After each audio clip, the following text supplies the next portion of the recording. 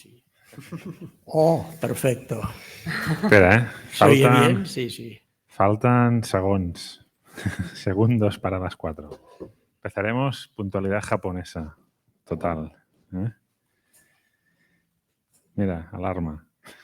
Bueno, benvinguts, bienvenidas, bienvenidos a Manga Barcelona, a una charla que os diría que no es muy habitual que tratemos este tema, pero quizá ya tocaba. ¿Vale? Podéis verla como una charla motivacional de futuro laboral, quizá, no lo sé, o desmotivacional. También. Esto a veces también ocurre, ¿no? Pero yo creo que no. Yo creo que no.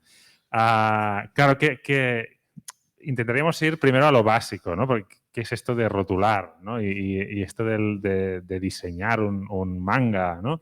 Sí, esto ya está hecho, ¿no? Ya lo han hecho en Japón, ya viene aquí y ya está, ¿no? No tenéis que hacer poquita cosa más, ¿no?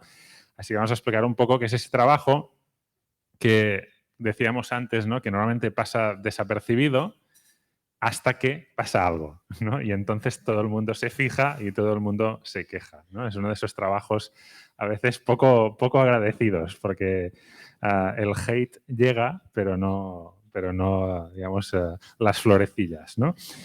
Tenemos, digamos, aquí generaciones de rotulistas y a mi izquierda tengo a Pere Oliver, que, bueno, ya os contará, pero digamos que estuvo ahí estaba ya de mucho antes, pero estuvo ahí con el inicio del boom del manga en España, ¿vale? Tenemos mira, se han puesto chicos, chicas. Tenemos a Rubén Solas, que es de Fandogamia. ¿Tú qué serías? ¿Tercera generación de lo que tenemos en esta mesa? Más o menos. Es posible, sí. Algo así, ¿no? No te lo tomes a mal, ¿eh, Monse? No. Monse Muñoz sería segunda generación, probablemente, de rotulistas de manga, ¿vale? Y bueno, habréis leído su trabajo muchas veces y no lo sabréis, ¿vale? Lo mismo que con Karu, ¿vale? Que también es rotulista, ¿vale? Y os van a explicar un poco, pues, esto, ¿no? En qué consiste su trabajo, las dificultades que pueden tener, etcétera, etcétera, ¿vale? Venga. Pues nada, bienvenidas, bienvenidos a los miembros de la mesa. Si queréis, pues vamos a hacer un poco un repasillo de vuestra carrera, en qué cosas habéis trabajado, etcétera, etcétera, y después ya entraremos un poco más en el meollo. Y por veteranía, Pere, te toca empezar a ti. Yo me desenmascaro. Buenas tardes. Evidentemente, la gente que tenemos más edad conocimos la rotulación y el diseño de logotipos en una época que no existían ordenadores ni nada parecido. Por lo tanto, todo, absolutamente todo, lo hacíamos a mano. Los logotipos, a veces se dice, es que del Japón ya viene todo hecho. Los dibujos sí, pero hay que adaptarlos, hay que retocarlos, hay que invertirlos, y la rotulación, por supuesto, que no viene hecha. Hay que rotularla globo a globo y letra a letra, como se hacía en los años 50, 60, 70 y 80 del pasado siglo, hasta que a partir de 1995, digo 95 porque es cuando entraron los ordenadores en la editorial, en el Grupo Planeta. Antes se hacía todo a mano, sobre papel pautado para rotular, y los logotipos, evidentemente, eran kanji. Si vemos que pone Doraemon en japonés, no se parece nada a Doraemon en castellano. Bola de Drag o Dragon Ball tienen unos kanjis, evidentemente los originales en japonés. Por lo tanto, había que traducirlo. Aquí, gran labor primero de Marc Bernabé y Verónica Calafell, que si no recuerdo mal fueron de los primeros traductores, y luego había que adaptarlos, castellanizarlos o pasarlos al catalán, como en el caso de Bola de Drag, que fue el éxito más notable de manga cuando empezamos. 85.000 ejemplares en catalán y 80.000 en castellano cada semana. O sea que el gran exitazo fue arrancar con Dragon Ball. Claro, tú fuiste responsable de los logos que veíamos en esa primera, digamos, hornada de mangas. Sí. Planeta fueron los primeros en empezar a publicar manga y tú estabas ahí. Claro, te llega algo que quizás estás acostumbrado a cómic de Estados Unidos, ¿no? Sí, De es que superhéroes y demás, y te llega el nosotros manga, ¿no? ya estábamos puestos, estábamos en Planeta editando cómic ya en los años 70 y 80 con las líneas Años de Oro y Noveno Arte de la editorial Pala de San Sebastián, con redacción en la calle Calvet de Barcelona y en el Parque de Videvieta de San Sebastián, y editábamos ya colecciones de cómic. Y de antes, ya de mucho antes, yo rotulaba para el TVO, para Patufet, para otras publicaciones. Prácticamente yo estoy rotulando desde el 1955-56 y en el presente sigo dibujando y rotulando. Ahora en prensa comarcal, porque a determinada edad en las grandes empresas te jubilan, ya estás amortizado y te jubilan, pero uno sigue dibujando y sigue rotulando hasta que el cuerpo aguante, porque es muy gratificante. Bueno, motivacional, ¿vale? Decíamos antes. Sí, algunas personas a mí me preguntan a veces, ¿ahora tiene sentido rotular si ya está todo hecho? ¿Todas las fuentes están en el ordenador? No, no es cierto. Las agencias de publicidad y las editoriales piden nuevas fuentes, y esas nuevas fuentes evidentemente hay que dibujarlas a mano. Luego, cuando están hechos los alfabetos con sus redondas, sus cursivas, sus negritas, sus números, sus signos de puntuación y todo, entonces es cuando se vectoriza y se puede informatizar. Pero antes las fuentes no salen no brotan de un manantial, hay que dibujarlas letra a letra y signo a signo. No están todas en el Word, ¿vale? Rubén, cuéntanos un poco tu historia rotulista. A ver quién habla ahora después. Pues nada, yo vengo un poco de la escena de los fanzines. Empiezo mientras estoy haciendo la carrera de diseño gráfico en Murcia. Empezamos con un fanzine, temática manga, estudio Warg, y a partir de ahí pues ya empiezo pues, a guionizar las historias y pues a rotular. Pues como el guionista no dibuja, pues más trabajo rotular, evidentemente. Ya salimos de ahí, nos asociamos con gente de Valencia, de Barcelona, Estudio K, de Ruleta Rusa, y formamos lo que hoy en día es Fandogamia, que de hecho lo formamos con la idea de, pues, bueno, sacar nuestros propios cómics y tal, y cuando vimos que el dinero estaba en las licencias dijimos, bueno, a ver, nos gusta vivir de esto, vamos a sacar licencias. Y ahí empieza ya mi trabajo de verdad. Después de Corazón de Melón, todo lo que ha venido tras Corazón de Melón en Fandogamia hasta el día de hoy, he tenido el placer de rotularlo. Y pues poco más, hasta que he venido aquí a sentarme. Ya está. Mi vida hasta que he llegado a esta mesa redonda. Es que ayer estaba rotulando, entonces, claro. Bien. Traéis alguna fuente, ¿no? Para que se pueda proyectar y se pueda ver. No han traído nada. Oh, Esta gente joven. Habría estado bien que nos avisasen. Sí. Podéis dibujar algo si queréis. Tampoco hay una pizarra para que podamos dibujar aquí. Si os metéis en fandogamia.com. Ahí está, ¿no? Sí, comprad, ¿no? Ves al grano. Montse, cuéntanos un poco. Bueno, yo empecé a trabajar como ayudante de un diseñador gráfico, que él lo que necesitaba era un machaca. Necesitaba a alguien pues, que le echara una mano. Nosotros, cuando empezamos, no estaba todo tan automatizado como ahora. Realmente, no quiero parecer así tan abuela, pero lo que nosotros trabajábamos con fotolitos, que era la página del manga como una especie de plástico muy finito, ¿no? Con el dibujo, y entonces había que rascar con una especie de cuchilla las letras, y esto, bueno, pues yo empecé haciendo esto, ¿no? Y un poco trabajos así como para ayudante al diseñador, y a partir de ahí pues he ido pues aprendiendo y formándome sobre esto, y bueno, hasta hoy también. Ahora ya, cosas de diseño yo se las dejo a él aún, pero bueno, sigo siendo un poco la machaca del equipo. ¿En qué títulos te hemos podido leer? Más o menos. Títulos, bueno, ahora estamos haciendo la rotulación de Satori, que hacen Queen Emeralda, Tatsumi, así, y bueno, después, yo qué sé, pues para Planeta hemos hecho Kingdom Hearts. Es que hay una lista, porque llevo 18 años haciendo esto, o sea que es una lista ya como bastante considerable. Carlota. Bueno, hola. Yo creo que yo soy la que menos años lleva, porque yo en realidad llevo rotulando unos 5 o 6 años, llevo muy poquito. Bueno, más o menos. Y bueno, yo estuve estuve estudiando en la JOSO en su momento, yo quería dibujar, es lo que más me gusta, pero claro, digamos que en España es un poco difícil vivir del dibujo. Ahora por suerte parece ser que empieza a ir bastante bien. Y claro, estuve haciendo un grado medio de diseño y tal, y entonces hice prácticas en Norma hace mogollazo de años, y luego me dieron la oportunidad de hacer unas pruebas en ECC y bueno, pues mira, desde entonces digamos que llevo unos 5 o 6 años. Luego pasé a ser editora adjunta de manga de ECC. Entonces, claro, rotulo, pero ya no tanto.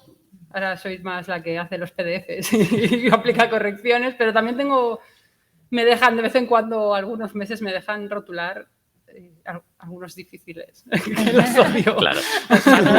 Te dejan los marrones, ¿no? Sí, no, también me dejan alguno fácil. No, pero está bien, o sea, yo animo a todo el mundo a rotular. Bueno, ya explicaremos qué significan los difíciles, ¿vale? Pero que puede parecer una tontería, ya hemos empezado la charla, ¿no? Pero quien se anime, ¿qué es rotular? Para que la gente tenga claro. ¿Qué significa rotular? Espera, va. Tan sencillo como dibujar letras, hacerlas legibles, inteligibles y atractivas. Y en el caso del manga, tiene que ser una traducción visual de lo que es un kanji japonés. O sea que nosotros nos fijábamos mucho en los trazos de los kanjis de los mangas originales para hacer luego en letras occidentales un cierto parecido con aquello. Un remoto parecido, porque luego tiene que ser legible y entendible en castellano o en catalán, que eran las lenguas en que estábamos editando y se sigue editando. En cualquier país occidental tienen el mismo problema, tienen que traducir de un kanji. Y entonces esto requiere un cierto trabajo y a la vez es muy divertido, porque si traduces de un logo americano y, por ejemplo, lo que tienes que hacer siempre es condensar, porque si pone Ghost Rider, tienes que poner el motorista fantasma y apretar las letras. Si pone el hombre máquina, en versión original, las letras dirían Machine Man. Entonces tienes siempre que condensar. En cambio, en japonés no. En japonés puedes crear partiendo de cero y que sea un logo muy entendible y muy claro en nuestro idioma. Rotular las viñetas tiene también su atractivo, pero ahí ya es mucho más mecánico, porque ahí en la actualidad, digo no antes cuando se rotulaba globo a globo y letra a letra, pero eso ya pasó la historia. Ahora, como se parte de alfabetos, la rotulación es más mecánica, siguiendo la pauta. Si está bien diseñado un abecedario, bien diseñado supone que tiene varias as, varias es, varias os, o sea que tienes distintas letras para que pueda parecer lo más manual y artesanal posible. Pero una vez está ya vectorizado y metido en el ordenador, es como una fuente que ya existe. Pero tiene otro problema añadido el manga, que son las onomatopeyas. Las onomatopeyas también vienen en japonés, y aquí hay un trabajo enorme de retoque y de rotulación, porque hay viñetas, hay historias que en cada viñeta hay una onomatopeya o 2 o 3, entonces es un trabajo laborioso y sigue siendo la profesión de rotulista una profesión creativa hoy en día, también muy buscada en las agencias de publicidad, porque si nos fijamos, el lenguaje de la publicidad cada vez es más semejante al del cómic y al de los dibujos animados, o sea, se interactúan muy bien todas las disciplinas. Ahora que decías, después os dejo hablar a los otros, pero es que está Pere Oliver, ¿sabes? No. Ya me callo. No te calles. No te calles. No, porque yo sí recuerdo que o sea, al principio cuando se publicó Dragon Ball, Bola Drag, que se invertía, se hacía el efecto espejo, ¿vale? A día de hoy estamos acostumbrados a leer ya sentido de lectura japonés, ¿no? Pero se invertía. Sí, al principio no podíamos hacerlo, no disponíamos de la técnica. Pero las onomatopeyas, ¿qué les pasaba entonces a las onomatopeyas originales? Que al principio no se rotulaban, sino que se dejaron tal cual. Se dejaron tal cual porque no teníamos medios todavía para poderlo hacer. Ahora sí existen los medios. Es que nosotros estábamos reclamando ser informatizados desde mucho antes, pero me consta que Planeta tardó bastante en informatizarse y en poner los ordenadores. Nos decían de dirección, si ya lo hacen la mar de bien a mano, ya se los pondremos más adelante. Pero veríamos que en los departamentos de contabilidad y de marketing todo el mundo tenía ordenadores y nosotros seguíamos recortando, pegando, retocando fotolitos. Estábamos como en la era cuaternaria del cómic, ¿no? Pero ya digo, a partir de 1995 sí, entonces decidieron que necesitábamos un Macintosh y un PC y nos lo pusieron de un día para otro, se apartaron los Parallax, las escuadras, los cartabones, la rueda de cálculo, el caucho, todo lo que se utilizaba antes para diseñar y rotular y dibujar, y al día siguiente ya tuvimos que aprender a informatizarnos, con el agravante de que la gente del siglo XX somos bastante patosos con la informática. Nos costó mucho aprender porque llevábamos como 40 años haciéndolo de una forma y de un día para otro cambiar de técnica es bastante complejo. Bueno, yo a lo que iba, aunque es que cambiasteis, creo que fue a partir del número 27, esto es dato friki total, ¿vale?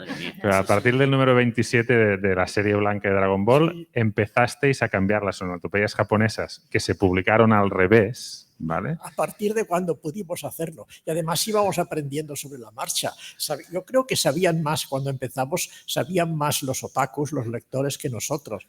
Y cuando íbamos a los primeros salones, el primero, si mal no recuerdo, fue en el Sant Andreu Teatre, que fueron las primeras jornadas del manga, sí, hace como unos 30 y pico de años, ¿no?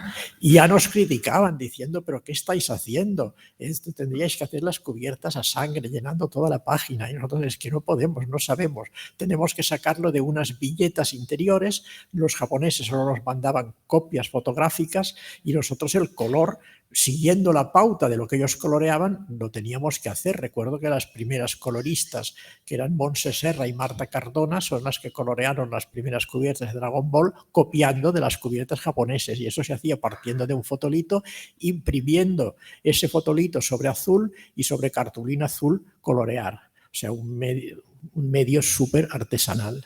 No, y luego, en la medida que iban avanzando los números sobre la marcha, íbamos aprendiendo y creo que íbamos mejorando. Ya en la segunda edición y en la tercera las cosas cada vez iban saliendo mejor, pero la primera nos pegaban bastantes críticas feroces a algunos lectores.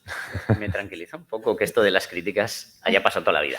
Sí, bueno, es mal de muchos, pero... Y seguirá ocurriendo porque sí, nunca llueve a gusto de todos. Claro. Siempre habrán, y además estábamos en una época que producíamos 90 títulos al mes. El trabajo era agotador y muy estresante. Y siempre había alguien que te escribía una carta. Hay la punta del dedo gordo de Hulk está retocada. Aquella nariz de Bulma se nota que habéis hecho un retoque sobre el fotolito tremendo. O sea, había lectores que miraban con lupa todo lo que hacías viñeta a viñeta, cosas que nosotros no teníamos tiempo de hacer tan a fondo. Claro. Todavía había suerte que no había redes sociales entonces. Yeah. Claro. Había el correo de los lectores. Correo, sí, sí. Y Planeta tenía una línea de teléfono para llamar y rajar de ellos, ¿eh? O sea, era tan intenso, más intenso que el correo actual, porque el mérito de entonces es que recibíamos un montón de cartas de escritura corrida. Cartas caligráficas, algunas además con muy buena letra y es con introducción, cuerpo y conclusión. No eran como ahora que mandan un mensaje de 10 palabras o de 4 palabras, no, eran cartas además diciendo, estimados señores, voy a empezar criticando tal viñeta y tal otra viñeta, y lo hacían con todo detalle y se despedían afectuosamente y tal. Y también incluso llegaban algunas que muy duras, que no merecéis lo que estáis haciendo, es terrible. Y además, como sabían los orígenes, encima te lo decían, se nota que venís de hacer enciclopedias y fascículos y que no tenéis idea de esto. Y bueno, y a las críticas feroces pues respondíamos siempre amablemente, porque el cliente es quien tiene la razón y quien se gasta unas pesetas antes y ahora unos euros cada semana en el kiosco, en la librería. Por lo tanto, tiene que estar contento, y si te hace una crítica y es constructiva, pues aceptarla y mejorar y hacerlo mejor al número siguiente. Bueno, ya entraremos después en tema críticas y historias, ¿vale? Pero, por ejemplo, Carlota, antes también lo comentamos ahí. Tú cuando le explicas a la gente, a tu familia, ¿vale? ¿Tú qué haces? ¿Tú de qué trabajas? ¿No? Y entra el tema de la rotulación, ¿no? ¿Qué les explicas y qué entienden? Claro, es que antes, o sea, tienes que ir y decirle lo más simple posible. Las cajas de, o sea, en los bocadillos de los cómics, la caja de texto, eso es lo que pongo. Y claro, se quedan como, no lo entienden. Es lo más simple del mundo, pero ¿eso viene hecho? No, lo tienes que hacer tú, pero ¿lo traduces tú? No, lo traduce el traductor. Yo solo pongo el texto y le doy un formato bonito para que quede bien. Y se quedaban como, no lo entiendo. Es como no lo vas a entender, mamá, no es tan complicado. Yo, lo del Bueno, es formato que- bonito también lo digo, Sí. porque si no, no entienden, pero se me quedan con cara de pez igual. Lo de la caja es que hay gentes que si no son del oficio no lo entienden. La Sí. caja viene del antiguo oficio de las imprentas que lo hacían todos los cajistas que con la- letra de molde, con letra de zinc, y entonces Claro. trabajábamos con tipómetros y se medía con cíceros. Luego el centímetro y luego la medida en centímetros y milímetros vino con la informática de nuevo. Antes medíamos todo por cíceros porque era tipografía y eran tipos, por lo tanto eran cajas, iba encajado dentro. Primero las letras y luego en las cajas los bloques de texto de las letras. Pero es que lo Claro. divertido es que mi familia tiene una imprenta. Entonces, que no lo entiendan, no lo entiendo yo. Terrible, ¿no? Bueno, es que Claro. la imprenta ha evolucionado muchísimo también. Claro. Sí, las pero no, aves, tiene una imprenta de esas antiguas. Tenían las que lleva mi abuelo, Ya. lleva 40 años en la imprenta. Entonces, claro, eso es que no lo entiendan ellos. O sea, mi abuelo sí lo entiende, claro, pero Claro. que no lo entienda mi familia. Es que toda esa evolución desde cuando empecé a trabajar en cómics eran planchas de zinc. De las planchas de zinc pasábamos a los fotolitos. Es toda una evolución desde el metal hasta el computer to plate. Eso es una evolución que vino muy precipitada. Estuvimos muchísimos años haciéndolo de un modo y en 2 o 3 años cambió completamente. Claro, mira, Montse, tú que dices que has visto un poco de transición ahí, ¿no? Cuéntanos un poco cómo era trabajar antes y lo que es ahora, ¿no? Y si ahora, como todo es informático y tal, es poner letras Ahora va y automático ya está, todo, ¿no? sí, no, Cuenta. pero es verdad que se ha cambiado bastante la manera de hacer, ¿no? Antes era como, bueno, pues como no más manual, pero sí, y aparte ha cambiado también que no sé, las editoriales se han vuelto más respetuosas, yo creo, ¿no? Porque estas barbaridades de espejar los cómics, realmente esto se ha dejado de hacer, o eso, espejar el cómic y dejar las sonos giradas, ¿no? Es que entonces no tiene ningún sentido. Y pues esto se hacía porque a veces se retocaban todas las sonos, pero a veces no. Y entonces quedaba el cómic girado y aparte, al girar el cómic, ¿no? Toda la gente de repente se volvían zurdos, o había que tener mucho cuidado que si había relojes o cualquier cosa a girar. Recuerdo que había una vez estábamos con un manga que salían nazis. Pues claro, cambiaban el brazo del saludo, ¿no? Había que... Adolf, ¿no? De Tezuka. Pues había que hacer todos estos retoques, ¿no? Y ahora, bueno, es mucho más respetuoso que las O no se subtitulen, a mí me gusta más, ¿no? Que no hacer, también da menos trabajo, ¿no? Retocar de todas las sonos era un gran trabajo y aparte estabas interviniendo muchísimo más en el dibujo, ¿no? Y ahora, bueno, claro, tenemos unas herramientas que facilitan el trabajo y permiten hacer cosas muy chulas y respetar un poquito más, ¿no? Claro, Rubén, esto te llega, claro, con el manga, en Fantogamia tenéis manga y tenéis americano, ¿no? Y español. Claro, ¿qué diferencia hay entre rotular algo, digamos, occidental de algo japonés, ¿no? ¿Cómo cambia vuestro proceso de trabajo ahí? Bueno, de hecho, para empezar con los onomatopeyas, que el proceso de trabajo es más o menos el mismo, porque al final se usan los mismos programas, el proceso de trabajo es igual. Yo se lo mando a Manu que me copy-pegue los textos y luego ya lo dejo yo bonito. Esto lo hacemos con todos. Luego en el manga es esto, las onomatopeyas. Sí sé que en algunos mangas se editan, pero yo también soy de la opinión un poco de que cuanto menos se puede intervenir en el dibujo mejor, porque las onomatopeyas al fin y al cabo son imagen, son dibujo, y debajo hay más dibujo. Entonces, yo lo mismo, también, por ejemplo, subtitulo, digamos, las onomatopeyas. Que esto lo empecé a hacer, de hecho, a partir de Fullmetal Alchemist, si no me equivoco, que cuando vi aquello dije, vale, sí, esto lo voy a hacer yo así. Pero luego, en realidad, bueno, la forma de trabajar también varía en que el manga suele ser blanco y negro puro. Entonces, los archivos, al venir en mapa de bits, el mapa de bits es un tipo de archivo que solo permite una capa. Los americanos no, los americanos suelen venir en color, ya son TIFFs o PDFs o tal, entonces puedes hacer las capas que te dé la gana en ese momento. Con el manga, la capa de mapa de bits tienes que pasarla a escala de grises, luego devolverla otra vez a mapa de bits. No es un proceso complicadísimo, pero bueno, ya es un tiempo que te quita un poco cada página.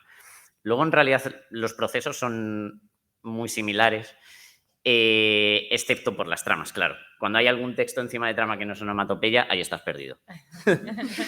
Como el texto diga algo que tiene que leerse y esté encima de trama o de dibujo o lo que sea, ya sabes que te toca redibujar y hacer la trama pues puntito a puntito o ir con mucho cuidado. Sí, hemos estado todos ahí. Entonces, yo creo que es eso, que en realidad lo de las tramas es lo que más diferencia. Luego cuando el americano te lo haces a lo mejor en 2 días yendo tranquilo, el manga, como te pille uno complicado, una semana no te la quita nadie. Sí, es muy laborioso.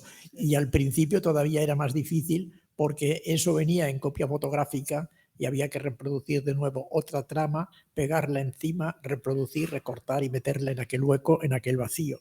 Y eso se hacía tanto en las viñetas de los cómics americanos como de los mangas japoneses, porque no venía tampoco no nos mandaban otra cosa que copias fotográficas también los americanos, o sea que había que recortar todo y pegar todo.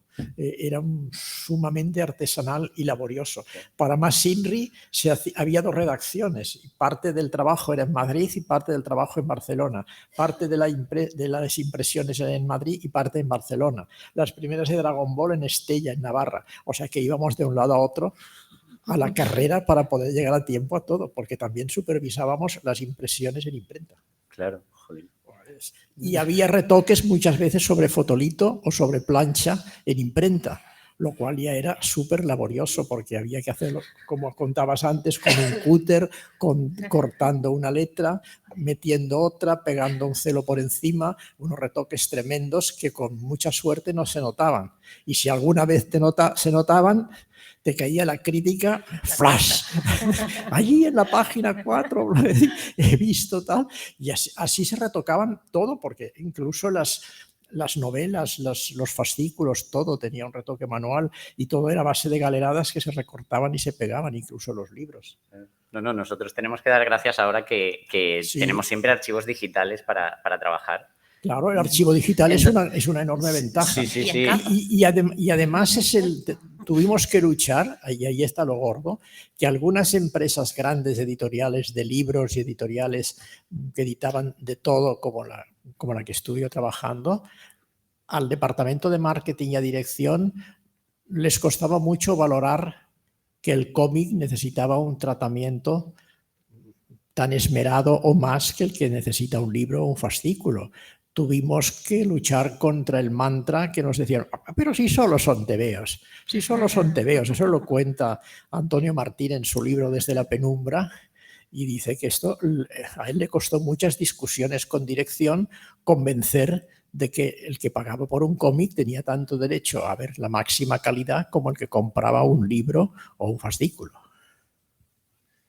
Claro, yo ahora que habéis vuelto a hablar de las críticas y demás, yo tengo, no voy a decir su nombre, pero tengo un amigo, autor de cómics, que siempre que lee mucho manga y lee algún manga y empieza a rajar de las tipografías que se escogen, ¿vale? Y este es un tema que normalmente no nos fijamos, ¿no? Es una cosa que está ahí y si está bien escogida la tipografía, pues nadie lo nota, ¿no? Y bien, ¿no? Si está mal, no sé. ¿Cómo es esto de escoger una tipografía ahora que hay que... Claro, ¿hasta qué punto influye lo que decía al principio Pera, ¿no? El original japonés. ¿Cómo funciona un poco esto, ¿no? Es que al no saber japonés te cuesta muchísimo interpretarlo, por más que nos aconsejaba muy bien Marc Bernabé, Paul Roca, Verónica Calafell, muchísimo, la gente del Manga NIAC, del Club Manga Igualada, los del Club Manga Motril. Había un montón de gente en España que cuando empezamos a editar ya sabían japonés y nosotros no sabíamos. Entonces, interpretar un tipo de letra de un cómic occidental, sea americano, sea francés, es muy fácil porque son los mismos caracteres. Pero interpretar en un kanji qué es lo que le puede ir bien en letra occidental, pues supongo que a veces acertábamos y otras no. Y entonces, claro, la gente que sabe japonés nos decía, ¿pero qué habéis hecho, malditos? Pero nosotros no teníamos demasiado tiempo para hacer muchas consultas, porque teníamos que trabajar, eran varios títulos, ya digo, que salían cada semana y cada mes, entonces el ritmo de trabajo era muy acelerado y teníamos que tomar las decisiones ya, o sea que lo que decidías lo tenías que hacer ya, y cuando te preguntaban qué tal está, ya estaba hecho, ya estaba impreso, ya estaba circulando. Había poco tiempo para poder hacer este análisis que luego a posteriori nos hacían después los lectores. Cuando los lectores analizaban lo que habíamos hecho en el número 4, por ejemplo, nosotros estamos preparando el número 10 y el 12 de varias colecciones. Los demás, ¿qué decís? Tema tipografías, venga. Yo, perdona, no, yo básicamente las tipografías lo que hago es irme a blambot.com, que es una tienda de tipografías, porque ya la uso de directorio. O sea, tenemos compradas de ahí, claro, ya ni se sabe, que es las que usamos en la mayoría de los mangas. Que además esto lo lleva un rotulista norteamericano, Nate Piekos, que tiene un montón de títulos también. Y lo uso de directorio, me pongo a mirar cuál es la que mejor le puede ir por el tono al manga. Ya no tanto por la letra original japonesa, porque a mí lo que me da la impresión es que los originales japoneses vienen rotulados como en un equivalente nuestro de la Times New Roman. No es una tipografía de cómic como tal. La tipografía con patas. Sí. Sí, de los tres grandes tipos de la tipografía nacional nacen todas las fuentes. De las letras redondas nace la Futura, la Arias, la Helvética, todas las que son redondas. Luego están las que son con patas, que son todas las que tienen patitas, que tienen los bodones y todo ese tipo de letras, claro, que son las que tienen patas. Y luego están todas las de origen americano, que son todas las trazadas a pincel, que se utilizaron mucho en publicidad en los años 50 y 60, y siempre te llamaban, quiero un anuncio con letra americana. La letra americana es esa letra inclinada, hecha a pincel y que luego reducida tiene casi siempre un look de cómic, un look de los tebeos de Flash Gordon, de lo que eran los tebeos americanos de la época. Y eso se pedía mucho aquí para hacer los anuncios de los años 50 y 60, de los almacenes El Águila, El Barato, El Sepo, una serie de almacenes que han pasado a la historia y cuando el Corte Inglés lo devoró todo, ¿no? Claro. No, pues simplemente eso. Normalmente lo que me fijo más es en el tono del cómic, porque es un poco a ver, si no tienes conocimientos de diseño gráfico, evidentemente no es tan fácil distinguir una tipografía de otra y lo que te pueden decir. Entonces intento eso, ver el tono del cómic y sí caben en los bocadillos. Porque esto no es ninguna tontería, de los bocadillos estrechitos verticales, estos que le tienes que decir al traductor, por favor, no, 3 palabras menos, por favor. Que la letra sea un poco más estrecha, un pelín más alta, no suele molestarme. Es que, sobre todo es que en castellano se alargan mucho los textos, sí. Hay que condensar un montón. Claro. En catalán normalmente son más reducidos, la traducción de Bola de Drac era más adecuada porque las palabras, al ser más breves, algunas, no todas, entraba mejor dentro del globo. Y luego, evidentemente, hay que buscar un tipo de letra.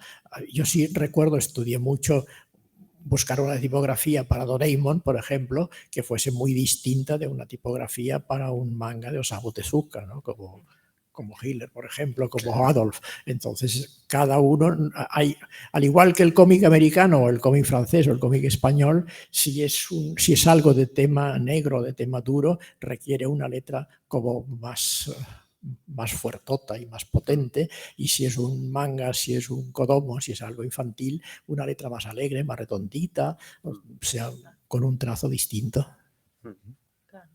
Bueno, Montse. nosotros como packagers lo que hacemos es una propuesta a la editorial.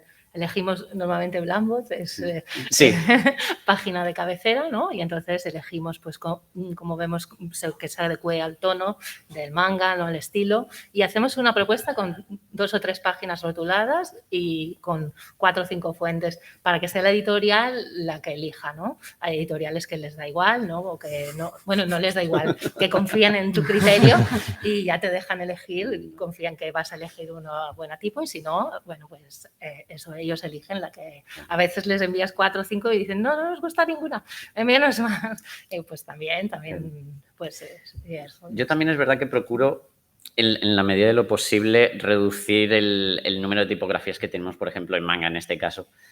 A lo mejor un poco por manía, realmente, de si rotulas mangas con 7, 8 tipografías diferentes y luego los tienes todos en la estantería, a ver, no se van a ver porque están en la estantería, pero sabes que están diferentes. Y si es de la misma temática, intento llevar eso a las mismas tipografías siempre. Luego, lo que me decías, lo que decías de, bueno, le mandamos a la editorial, tal, esto me ha parecido curioso porque, claro, es un proceso que yo no vivo. Yo le digo a Pedro, esta.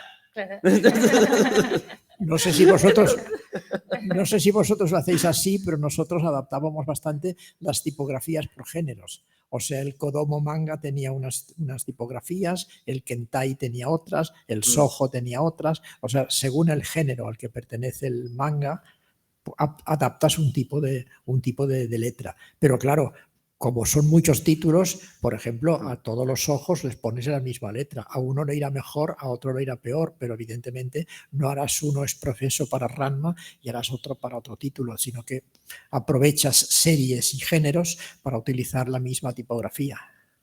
Claro, sí, nosotros hacemos eso también. Tenemos a lo mejor como la parte de manga en NCC, tenemos que beber mucho de DC.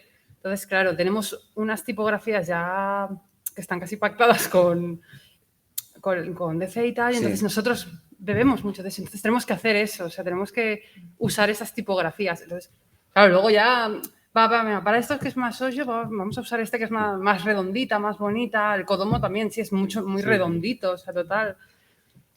Pero que vamos, que también, tampoco podemos decir, venga, este otro, no. Tenemos unas 10, 15, que luego para los retoques y tal, sí que entonces sí que ya variamos y ya tiramos de otras. Y que cuestan dinero, que a los editores no les gusta mucho aflojar claro, la mosca. O sea, claro. Que vale 30 euros esta fuente. No, mira, a ver si puedes usar. Intenta coger otra.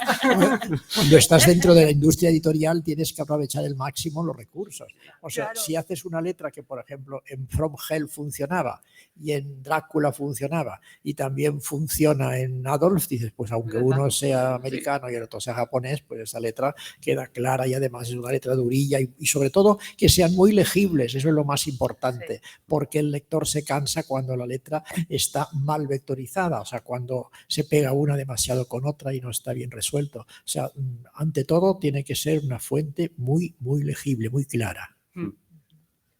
Ahora algunos, hostia, hay que pagar por usar letras, ¿no? Es un descubrimiento. Es ¿no? lo suyo, hay un tipógrafo ahí que ha creado la fuente, que menos que pagarle. Claro, porque el trabajo de crear una fuente, ¿cuánto tiempo es? ¿O qué supone crear una fuente, no? Es bastante laborioso, además según el tipo de fuente que sea te puede dar más trabajo que otro. Normalmente yo al menos tardaba un par de semanas, pero además con muchas interrupciones porque los hacía desde la redacción y tenía que atender imprentas, atender talleres de fotomecánicas, aquello que dibujas una letra, haces una pausa, atiendes una llamada y estaba pues unas 2 o 3 semanas y de cada fuente, eso sí, dibujaba varias letras y todo lo que requiere una fuente de letra, o sea, las cursivas, que son las inclinadas, las redondas, que son las que están de pie, las negritas, las que tienen que ir entre paréntesis, 2 signos de puntuación, o sea, tienes que estar pendiente de todo lo que lleva una fuente, igual que se hacía en tipografía cuando dibujábamos tipos para la imprenta. Esos tipos que nunca se van de vacaciones porque los periódicos y las revistas salen constantemente, ¿no? Claro. Ahora me ha salido así, pero es que la tipografía sigue siendo algo muy vivo, aunque ahora no lo llame ya casi nadie tipografía porque se lo llaman fuente, pero el origen sigue siendo el mismo, desde que los romanos y los griegos y toda la cultura occidental y la oriental hacían sus primeros alfabetos. O sea, es algo muy antiguo. O sea, las letras romanas, que son las más antiguas, son unas tipografías perfectamente y maravillosamente bien diseñadas. Además, está bien calculado con sus ángulos, se encajan maravillosamente bien. La letra romana es una maravilla, es el origen de todos los alfabetos latinos. Claro, cuando leéis mangas, no los vuestros, sino los de otros, no sé si leéis mucho de otros o no, pero claro, ¿cómo es leer un manga o un cómic? Pero bueno, ya que estamos hablando de manga, desde el punto de vista de vuestro trabajo, ¿no? ¿Os desconcentra esto, por ejemplo? Es muy difícil. Porque Cuéntanos. empiezas, uy, yo esto no lo habría puesto así, habría puesto así. No, siéntate en el manga. Entonces yo empiezo, venga, no. A 3 páginas después, esto no lo habría puesto yo así, lo habría puesto así. Y me pongo a montarlo yo el cómic y es como, no puedes. No desconectas. ¿Por qué esta I tiene serifas? ¿Por qué no han puesto la I sin serifas normales? ¿Pero no ves que no cuadra? Y eso sí que es sacar el Como lectores tenemos excesiva deformación profesional. Entonces Sí. esto te marca para toda la vida, ¿no? Porque no lees dejándote llevar solo por la lectura, sino que vas buscando más cosas en cada viñeta, en cada globo. O sea, si queréis seguir disfrutando de los cómics, no trabajéis con cómics. Es básicamente esto. Pero sí, a mí personalmente me saca un montón. Además, tonterías, como lo que estábamos diciendo de las I con serifas, pero si ya están en mayúsculas, no la pongas más mayúsculas. Esto no está bien así. Sí, si pones más mayúsculas son versalitas. Se puede hacer, ¿eh? Claro. Se puede hacerlo todo en mayúsculas y las iniciales más gordas. Entonces es una versalita. Son chistes Vale, de rotulistas, ya no nos enteramos de nada ahí, ¿eh? Pero ¿cuál es, contadme, puede ser la tipografía, etcétera, pero ¿qué son las cosas, las decisiones que tenéis que tomar a veces? Especialmente con el manga, que hablamos de los bocadillos, ¿no? Que claro, sea un cómic americano, pues izquierda a derecha y los bocadillos están hechos para esto, pero en el manga está lleno de bocadillos verticales y algunos pequeñísimos. Sí. ¿Recordáis? Podéis citar, si os acordáis de ejemplos concretos de haber dicho, mira, esto o este manga en concreto fue la muerte, ¿no? Esto era horrible, ¿no? Lo pasé fatal. Yo uno que hice hace muy poco, en verano, que es Nozaki. Son 4 viñetas por página. Habían 57 cajas de texto. Con mucho retoque. Palabras dentro y fuera del bocadillo a la vez, por lo que sabía que retocarlo. Mucho retoque, fue horrible. O sea, estuve una semana, porque además lo tuve que hacer una semana, porque me tenía que ir de vacaciones. Si no lo hacía, tardaba más. Sí, lo peor es tener que partir palabras, Sí. porque lo bueno es que te quepan frases enteras dentro de un globo o por lo menos palabras enteras. Pero Claro. cuando tienes que partir una palabra, 2 sílabas y un guioncito y seguir otra vez, entonces es que queda descuartizado el texto, ¿no? A veces no queda otro remedio, que tienes que partir Sí, 3 no y hay 4 otro remedio, veces, no hay porque remedio. es que son Si así. el globo es vertical y la palabra tiene 5 o 6 sílabas, no hay más remedio que partir. Claro. De hecho, a mí en manga ya no me importa partir palabras. Me he rendido. Es como, pues, no sé, hacer los bocadillos normales. ¿Qué queréis que os diga? No, a ver, sí que es verdad que cuando visualmente ves que una palabra partida queda mal o que hay 7 guiones en lo que es el mismo bocadillo. Pero es que a veces no sí queda que otro remedio. Sí, no, si no te queda más. De hecho, de lo que decías de ejemplos prácticos, de los primeros mangas que editamos, Monster Cross Monster, recuerdo bocadillos ridículos, verticales, y además a mí me pillaban muy de nuevas, porque había rotulado, ¿qué? Un manga y medio a lo mejor. Es que había rotulado muy poco. Y cuando llegué a aquello dije, pero ¿cómo? ¿Japón? ¿Por qué? De hecho, yo cuando empecé a rotular, claro, bueno, como todo el mundo, a rotular manga, este es uno de los problemas a los que no sabes enfrentarte o si tienes una formación específica. Pero es verdad, el bocadillo en vertical, ¿no? Y es un bocadillo así de pequeño, vertical, y pone quién con exclamación y puntos suspensivos, y entonces dices, bueno, ¿qué hago? Y lo que hacíamos al principio, que me avergüenza profundamente, es hacerlo en vertical, o sea, una letra debajo de otra.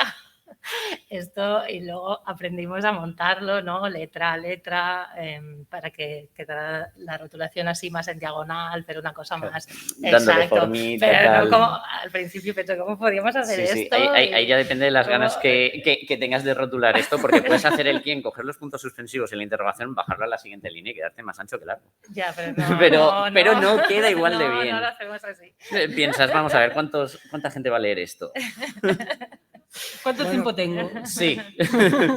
Pero sí existe una tradición en el lector acostumbrado a leer todo tipo de cómics, no solo Sí. mangas, sino todo tipo de cómics, que en los cómics antiguos españoles, ya de la segunda mitad del siglo XIX, había rótulos que estaban en vertical, o sea que ponía Eureka, pero la E, la U, la R, la E, estaban de arriba abajo, o sea que algunos se adelantaron al manga, ¿no? Sí, y era sencillamente que en lengua castellana está permitida la lectura de arriba abajo dentro del cómic, al menos así era para los primeros dibujantes de historietas.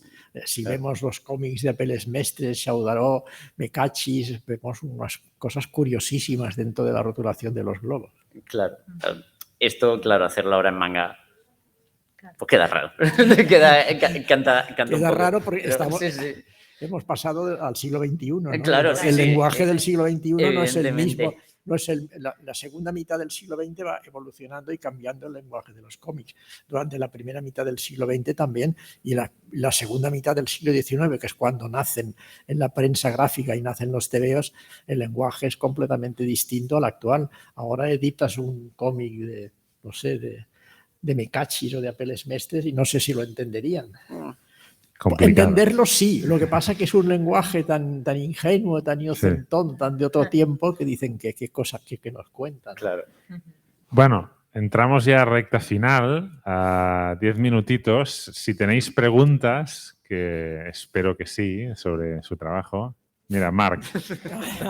Mira, una persona que a veces los que están aquí odian, ¿eh? A menudo, un traductor. Bueno, yo a él en concreto no. A él no.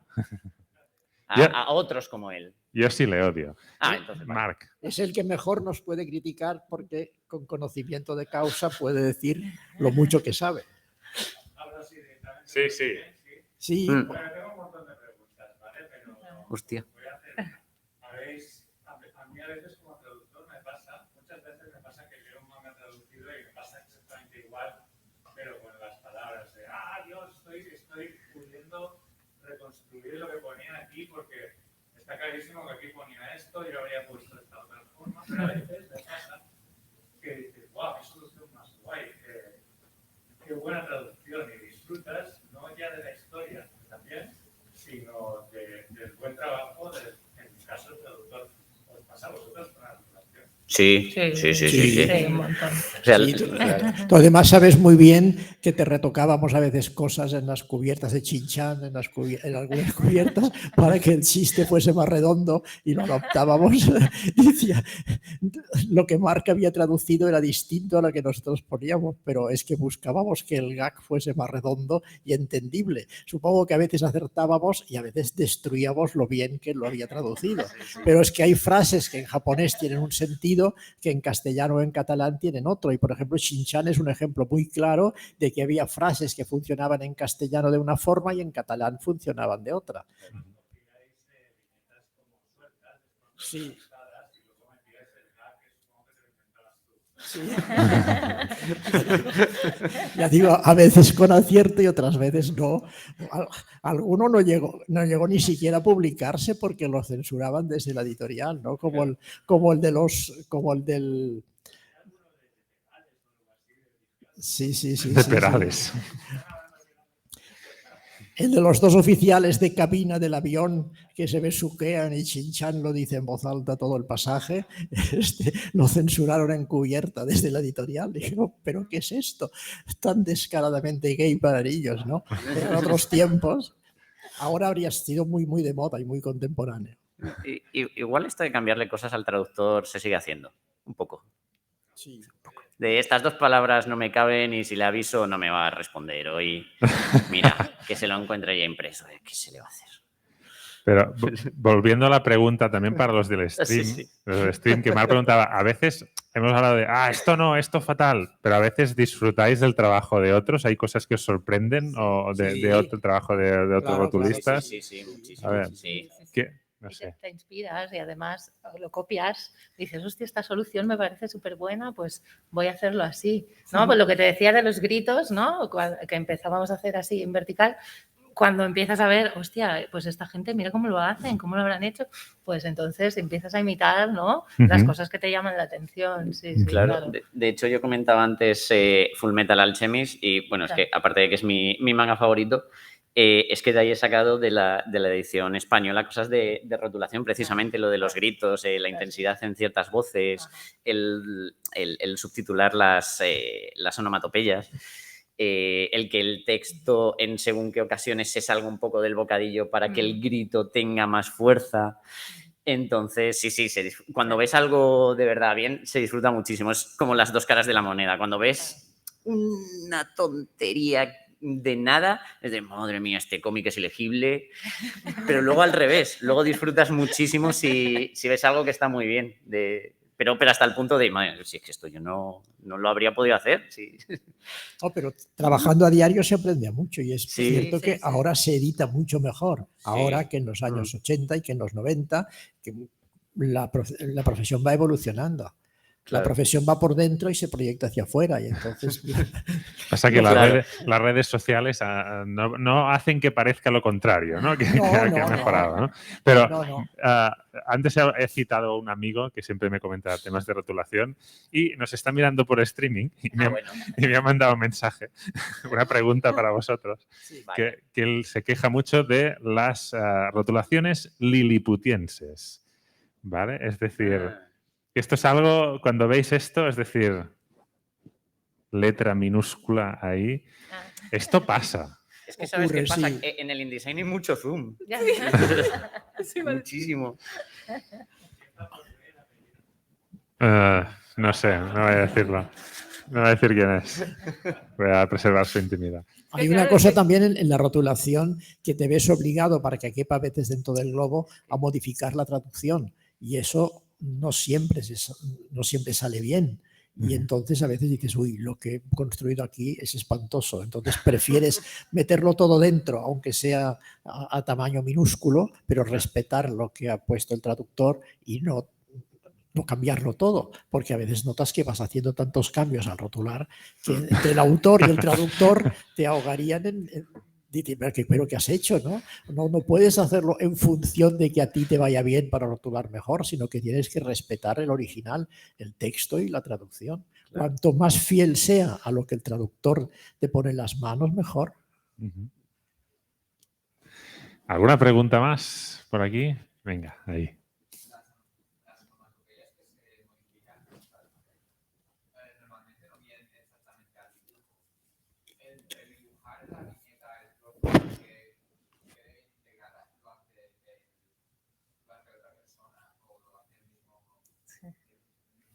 Vale, para el stream, cuando se cambian onomatopeyas, que a veces se cambian y se ponen, pues en lugar de la onomatopeya en katakana, pues se pone crash. ¿Vale? ¿Esto quién lo hace, no? Sí, nosotros, pero a veces... veces lo que hay debajo lo redibujamos nosotros. Lo redibujamos, sí. Lo que hay debajo. Porque no hay nada debajo, pero claro, si borras de repente hay blanco. Es verdad. Sí, hay muchos trabajos de retoque redibujando, o sea, por eso es necesario que un diseñador gráfico que trabaje en el mundo de la edición de cómic sepa un poquito, cuanto más mejor sepa dibujar, porque tiene que imitar estilos de distintos autores y esto a veces sale y a veces no. No es lo mismo imitar el estilo de Shin-chan que el de Osamu Tezuka y cosas que requieren un conocimiento en profundidad que no siempre tienes. Claro. Y puedes no tener el pincel exacto en Photoshop. Que esto pasa, que tienes que ir a buscar para que el trazo quede igual, porque tienes que continuar un brazo y no te queda igual el trazo y ya no sabes qué hacer. Pero sí, lo hacemos nosotros, sí. ¿Ellos son los culpables o los salvadores? Depende. Una última. Las dos cosas. Mira. Cuando vais a la página de la imprenta y de repente veis el dichoso efecto Moiré, que de repente a veces aparece, Sí. decís, mira, da igual, o empecéis a mirar cada proceso que habéis hecho para ver cómo intentar. El efecto muere. Repetición de tiraje. Si hace moiré es que están mal montadas las planchas. Tiene que encajar perfectamente por todos sus vértices los 4 colores. Y si hace moiré es que algo no encaja. Entonces, si eres exigente, tienes que obligar a que repitan la impresión. Normalmente... Y más si eres claro. supervisor y has ido directamente a la imprenta, ya no puedes permitir que eso ocurra. Normalmente ahora recibimos las pruebas de imprenta antes de dar el sí definitivo. Precisamente, sobre todo en el manga, es importante por el efecto Moiré. Yo normalmente voy primero al PDF a ver si lo he exportado bien. No suele ser, porque exportar un PDF, pues bueno, no tiene mucho misterio, realmente. Pero se pasa mal. También puede ser el problema de los materiales. A mí me pasó con el Otakoi, con el Wotakoi. Sí. Nos pasó que tuvimos que repetir el primer tomo 4 veces. ¡Ostras! Porque vinieron en RGB las imágenes. No, ni mapa de bits ni nada, RGB. Y nos dimos... Sí, no tengo ni idea. ¿Pero en un Scanlate o no? No, pero... de la editorial japonesa. RGB. Nos vinieron como 4 tomos así, y fue como, tuvimos que pasarlos nosotros. Entonces, claro, el primer tomo lo tuvimos que repetir 4 veces. Ostras. Porque venían como haré. Y hasta que al final no pillamos exactamente el punto, el no sé qué, al final fue como... Es que nosotros con Magical Guild Boy, que son 2 tomos nada más, vinieron en escala de grises, pero claro, tenían tramas. Ya. Si haces tramas en escala de grises, se te puede ir todo al carajo. Tienes que pasarlo en mapa de bits siempre. No recuerdo ya cómo enviamos esto. Creo que lo sacamos en PDF, vimos que había salido bien, recibimos la prueba, aquello fue en grises y rezamos muy fuerte. Y salió bien. Salió bien. O sea, han salido cosas peor en blanco y negro. Siempre supongo que por culpa de la imprenta, evidentemente. Bueno, muy rapidito, venga, una última...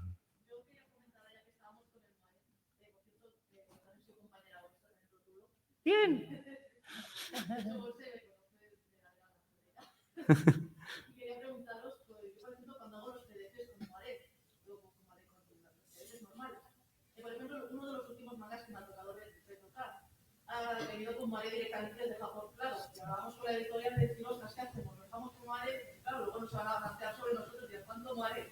Y a veces digo, no sé si hace yo la codificación desde, pero claro, es muy difícil, a veces lo estropeas más, incluso cuando te tocas tramas, entonces, yo cuando veo ese PDF digo, yo no veo Moiré, pero a veces se crea ese Moiré, que es lo que estáis contando en imprenta.